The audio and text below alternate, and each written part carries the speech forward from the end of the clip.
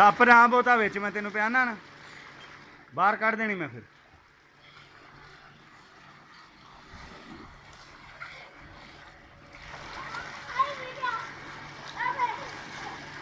ਓਏ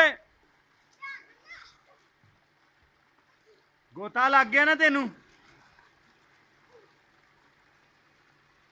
ਚਲੋ ਬਸ ਕਰ ਦਿਓ ਹੁਣ।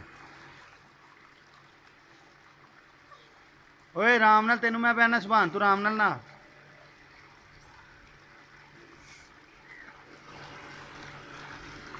ਅਬੂ ਬਕਰ ਮੂੰਹ ਸਾਫ਼ ਕਰ, ਮੂੰਹ ਸਾਫ਼ ਕਰ ਗੰਦਿਆ। ਪਾਣੀ ਨਾਲ ਕਰ ਸਾਫ਼, ਪਾਣੀ ਨਾਲ।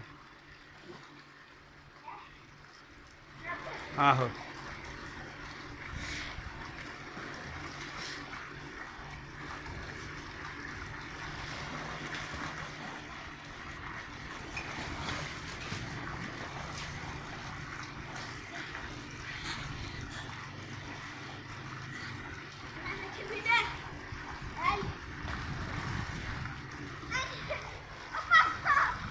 ਉਹ ਗੋਤਾ ਵੇਖ ਲੱਗ ਗਿਆ।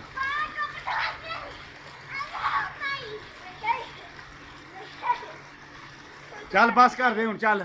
ਚਲੋ ਚਲੋ ਬਸ ਕਰੋ ਮੈਂ ਬੰਦ ਕਰਨ ਲੱਗਾ ਮੋਟਰ। ਓਏ ਪਾਗਲ ਦਾ ਪੁੱਤਰ ਕਰਦਾ ਕੀ ਹੈ। ਚਲੋ ਬਸ ਬੰਦ ਹੋਣ ਲੱਗੀ ਮੋਟਰ ਬਸ ਕਰ ਦੇ। ਚਲੋ ਭਾਈ